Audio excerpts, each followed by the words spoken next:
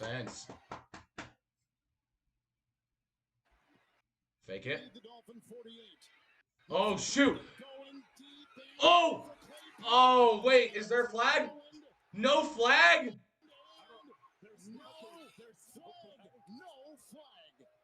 How is that not a penalty? You called the pass interference on Jackson, but there's no call there? Let me look at this. Yeah, he's touching. Yeah, he's on him. That is a penalty. What are you doing? That is a pass interference. How do you not call that and yet call the Jackson pass interference?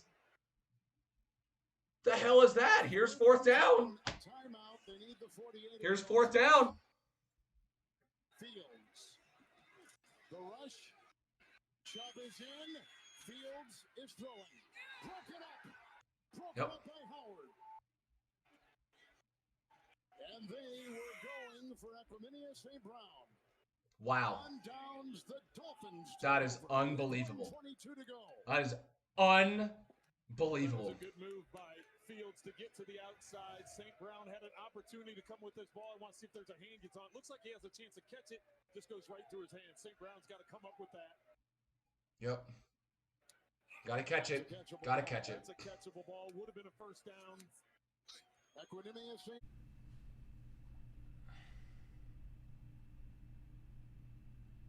That ending was absolutely brutal, but I'm so proud of this team. Bears lose in heartbreaking fashion, 35-32 to the Miami Dolphins, in a game they really shouldn't have been in the first place. This team today was fantastic to watch. Not on the defensive side of the ball. I mean, they did not look great. Again, they tightened things up in the second half a little bit, but a terrible first half really let the Dolphins put a bunch of points on the board, and they were able to hang on to a lead that they got early in the game. The Bears did score first. They did get 3 points on the first drive, but that was their only lead of the game.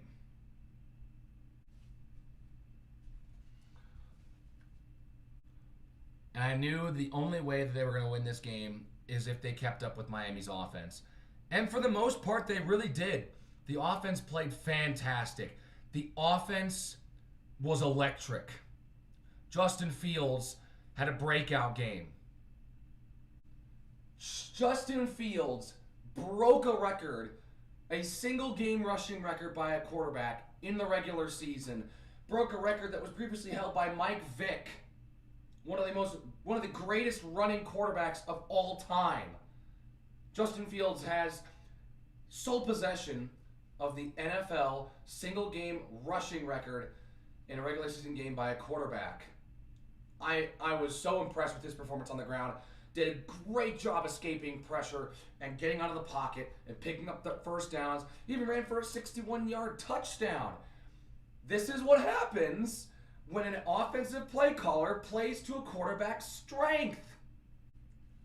I know, it's a pretty crazy concept. Play to the strengths of the quarterback you're coaching. I don't know. I guess someone didn't get that message towards Matt Nagy, but, Luke Getsy has been improved a lot in the last couple of weeks in terms of play calling, doing a lot more balanced opportunities, playing to Justin Fields' strengths, utilizing the running game that we have. I think he's done a good job. Unfortunately, it hasn't led to wins, especially the last 2 weeks. But these were two tough games that we were projected to lose by a lot anyways. And look, even though we ended up coming up short, I think this game really did prove that we have some staying power offensively, and has really opened some people's eyes to the skill that Justin Fields has. And he may, Justin Fields may become the next Lamar in terms of everyone starts calling that Lamar is just a glorified running back. I personally don't care. It doesn't matter. If he gets yards, he gets yards. I'm sorry, he ran for over 170 yards. What else do you want? He ran for more than he had to throw. And the reason why he didn't throw for over, 300 yards was because he didn't need to. That's the difference between someone like Tua Tagovailoa, who throws for 300 yards and has a great game through the air, versus Justin Fields, who gains all of his yards while on the ground. The Bears did a great job stopping the Dolphins' run today. Did not do a good job stopping the Dolphins' passing offense. Granted, they were playing against Waddle and Hill. I mean, it's pretty much impossible to stop them and hold them to, the type of day that you typically see from the Bears passing offense. You can't do that with Hill and Waddle at its disposal. One of the two of them is going to find a way to be open. Jalen Johnson will be on one of them, and it's just very tough to cover both of those receivers, and that's why they work so well together. I mean, the Dolphins' passing offense was lighting up the Bears' secondary today. 300 yards passing for Tua Tagovailoa, and he looked great today. I really think that Tua has really come to his own here and has started to make the strides that we all really were expecting him to make last year, but Tyreek Hill really being that catalyst to jump-starting this offense to what it is now.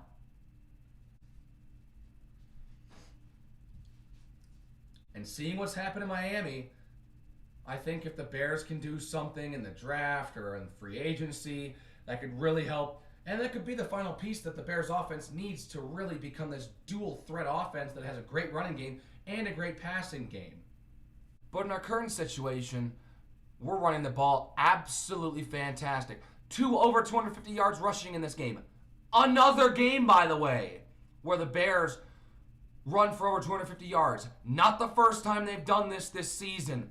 The Bears running offense is a machine and is doing a great job at just pounding away yardage and scoring.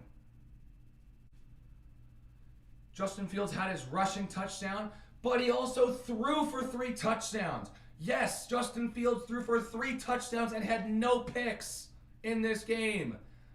Crazy. 2 to Cole Kmet. Cole Kmet got 2 touchdowns in this game and a beautiful pass to Darnell Mooney in the corner of the end zone, and a beautiful catch to boot by Mooney. Just an absolutely great day from Fields. I thought he looked fantastic. Best he's looked all season. I said that last week, but he did better than last week. I mean, this game was super balanced offensively. Both teams did fantastic offensively. Both had over 350 yards of total offense, and there was probably about maybe 10 or 15 yards that separated the two from their total yardage on the day by the end of it. Bears' rushing game led the charge with over 250. Miami's rushing attack had less than 100 yards. Miami's passing attack had over 300. Bears' passing attack had a little over 100. So it balances out with how many yards each side of the ball. And it proves that the Dolphins are very good at passing the ball, but aren't necessarily the greatest running team. And it proves that the Bears are a fantastic running team, and they can throw the ball a little bit. But because they have such a good running team, they are a good running team, they don't need to throw 40, 50 times a game. They don't need to do that to be successful. Granted, these games haven't resulted in wins, but that's not what we're looking for this year. We're not looking to go to the playoffs. We're looking for the development of Justin Fields, and we're looking for the future. At least that's what I'm looking for. I don't know about you. If you're demanding wins now, I don't know what you're thinking. While the offenses were great, let's talk officiating. It's going to be a very, very touchy subject. So I want to bear with me here. The officiating, especially in the second half, had some glaring issues. Penalties and non-calls were affected both teams. While, yes, Xavier Howard's INT did call back by a holding penalty that maybe was a bit questionable, you cannot deny the 2 calls that really made a difference in this game at the end. There are 2 that were absolutely vital in this one that I want to touch on really quickly. There's a reason why I'm going to be talking about these 2 rather than something like the Xavier Howard penalty. You have to understand, regardless of which team you root for, the inconsistency in this game here in the fourth quarter was egregious and heavily affected one team rather than the other. It penalized one team and benefited another. Early in the fourth quarter, Tagovailoa airs up a prayer deep ball to, I believe it was Waddle on this pass. Eddie Jackson gets called for pass interference.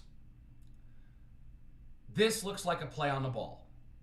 Again, it's subjective. That's all refereeing is. It's all subjective. But even the broadcast said, looked a little bit like he was playing for the ball.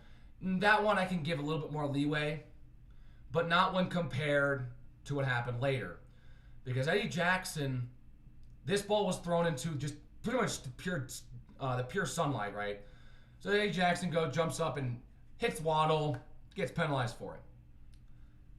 On the Bears' final drive, it's 3rd down and 10, and Bears quarterback Justin Fields throws it up for Chase Claypool, who is the new addition on the trade deadline. I'll touch on Claypool in a minute.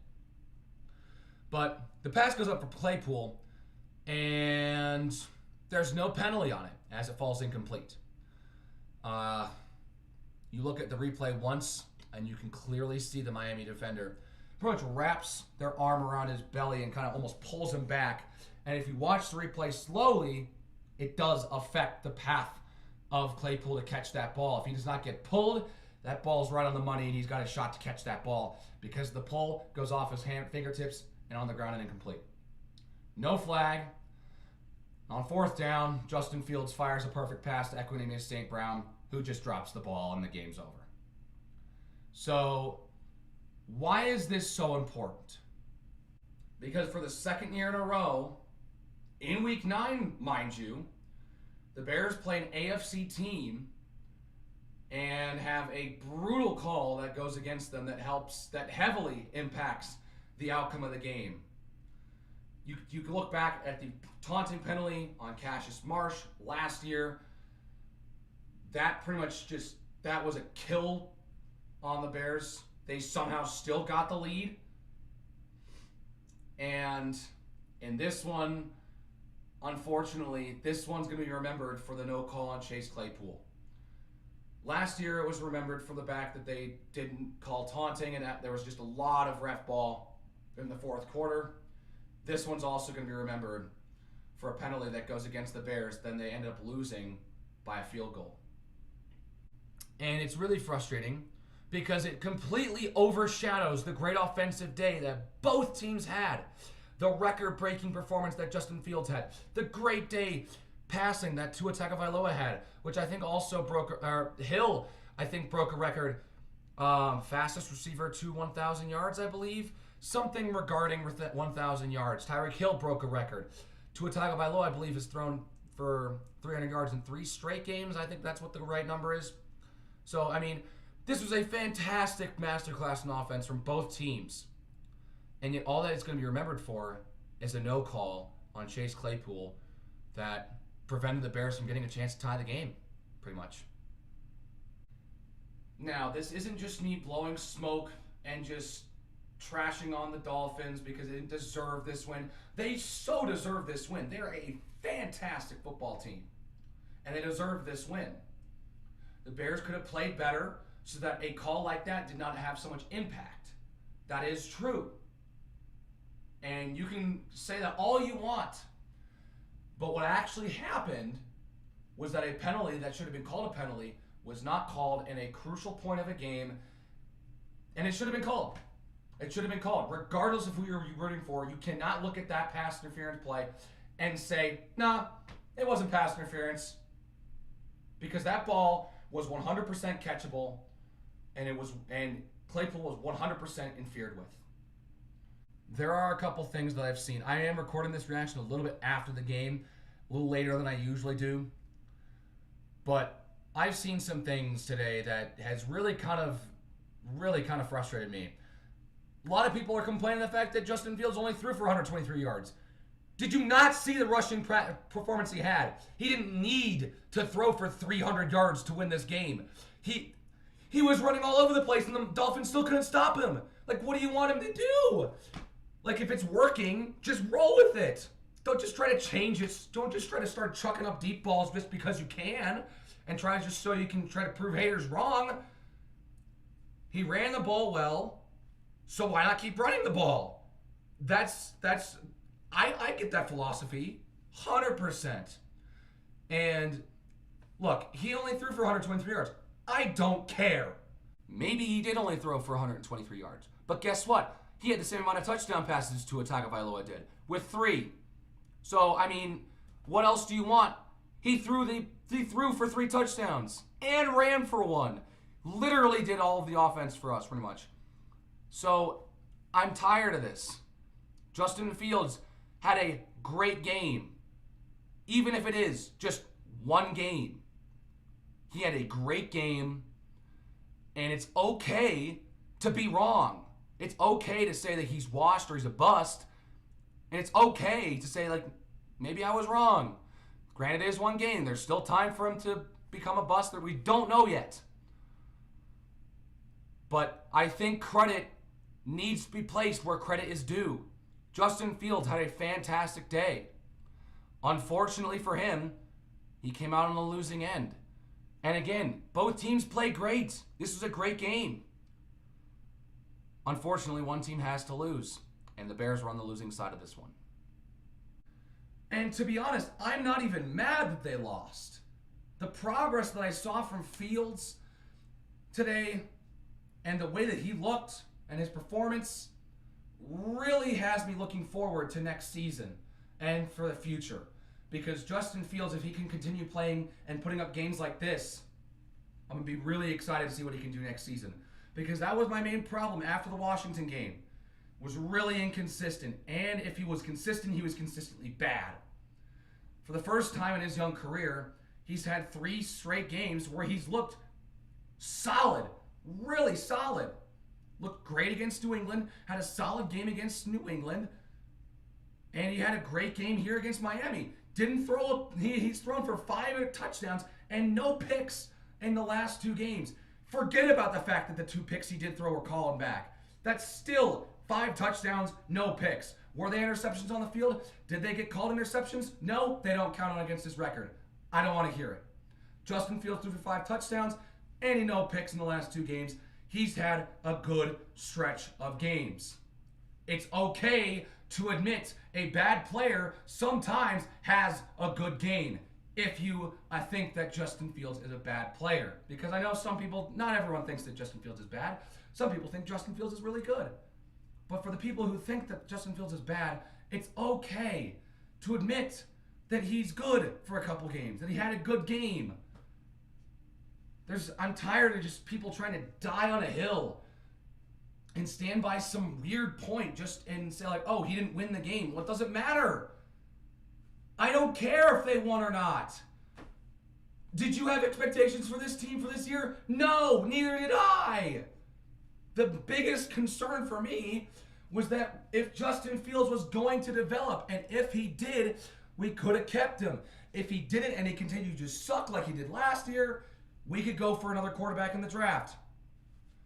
But what I'm seeing right now is really nice. And guess what? If he has a couple of receivers who can catch the ball more than like 1 time a game, he can throw the ball. And it'll look way better on the stat sheet.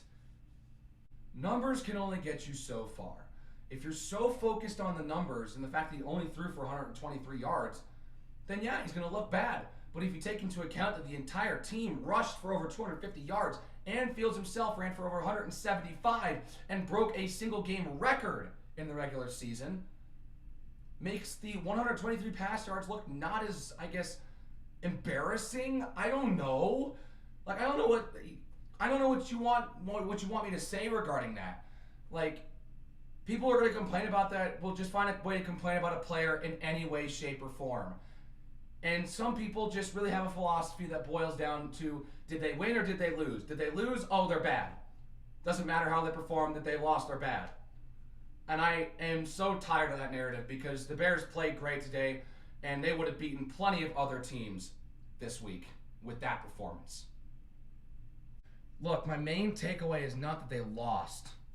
If you are so consumed by whether they win or they lose and not how they win or how they lose, that's to me what speaks more. Because again, while they've only won one of their last 3 games, the offense has scored pretty much 30 points in every single one of those games. 33, 29, and 32 in 3 straight games. When the Bears offense looked like they couldn't even buy a touchdown in the first handful of weeks. So I think that the offensive progress is a massive plus for these last 2 weeks, despite losing 2 of our last 3 games. And this one being a tough one to swallow. I'm trying to have a positive, optimistic outlook for next season because, again, who came into the season thinking the Bears were going to do something this year? Right, no one. So seeing them even be competitive with a team like Miami at home, I was really, really surprised how they were able to keep up with their offense this week. Unlike last week where Dallas just steamrolled them and they couldn't get anything going in the first half. And when they were finally able to get things going, Dallas had already run away with the game. So seeing them compete and really stay in this game to the very end was a really big win for me in my book. I just, I understand the whole importance of winning and losing. There comes a point where you can't just take these kinds of losses anymore, but the Bears are in a position where they don't need to make a push for the playoffs. This year's supposed to be a tank year, but they're 3-6. If they were truly tanking, they may only have 1 win. They're not good as a whole. No, they're probably not good. Can they be better? Yes. Do I think they will get better in the offseason? Yes. They have a massive cap. They have massive cap space. They can pretty much go out and sign anyone they want. So I'm looking forward to next season. And this season to me is just a preview for what we can see next year. And that's all I'm trying to say. I'm trying to be positive right now. I know a lot of people saying it's really hard to be positive when a team loses like this. I know. And I know it's like, why are you happy that they lost? Why are you saying it's okay that they lost? Well, it's because I'm not expecting them to win. And I don't need them to win now. They're not in a position to win now. That's not their priority. They're rebuilding. And the way that they played here with a rebuilding roster impressed me. And I mean, it's understandable why they can't throw very much because the receiving core is a bit weak. They got better with Claypool, but yeah, they traded away a second rounder. A lot of people saying that this Claypool trade is awful. I think it's good because it allows 2 receivers who can actually catch the ball pretty much instead of Darnell Mooney. Plus, Claypool is taller, so we can win more one-on-ones, where with Mooney, you pretty much got to hit him. So, I mean, look, there are a lot of negatives with this team. But the upside for next season and beyond, looking pretty good. That is if they keep this offensive production up. That is if they keep playing like this.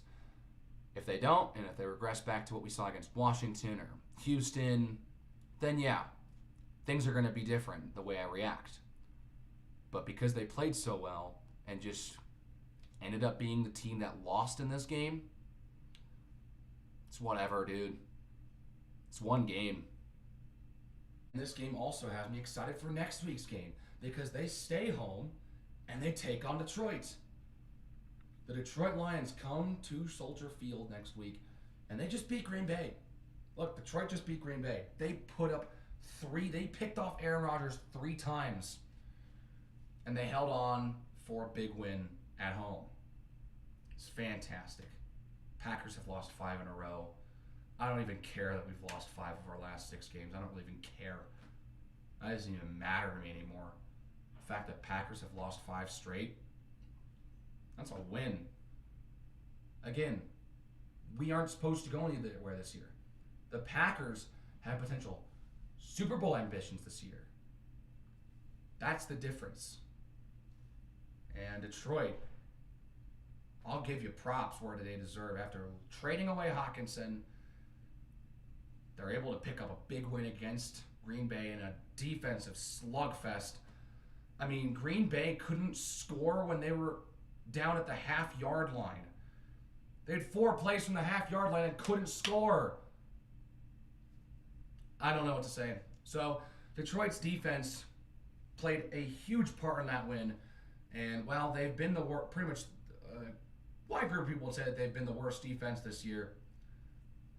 I don't know. They played really well against Green Bay, and if they keep up that type of production, maybe they could come into Soldier Field and come up away with a win.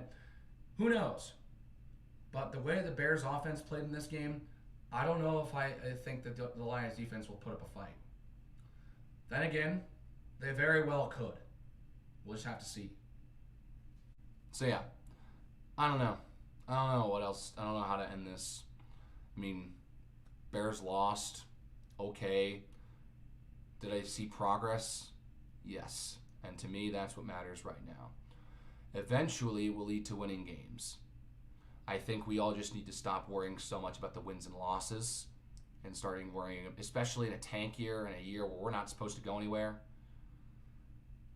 Just take a step back, breathe, and understand this team's not going anywhere until next year. But next year could potentially be their breakout year. Potentially. And so, with that, I will leave you. Congrats to the Dolphins. One last thing real quick. Before I go, I will give props to Tua Tagovailoa. I saw a little presser when he figured out that Justin Fields broke that record. Nothing but respect from Tagovailoa, and I respected that. You know, acknowledging that he played fantastic and he was, a baller, I think is what he actually said. But seeing him say that, even though they won the game, he could have totally been like, yeah, well, did they win the game? No, I don't care. But he decided to acknowledge a fellow quarterback who has faced this backlash after being in a marquee college and having this backlash in his first couple of years. Seeing him acknowledge the success that Fields had today was a true class move, and I have a lot of respect for Tagovailoa after that. And I'd love to see the Dolphins go to the playoffs. Honestly, the AFC East is looking really good. The Jets beat the Bills, for Pete's sake. So the AFC East is going to be super competitive. And it's weird because the three teams not named the New England Patriots are going to be the ones that are going to be competing for that title. Should be an interesting fight. But that is all I've got. So if you liked this video, please hit that like button. Hit that subscribe button for more reactions. And I will see you next time.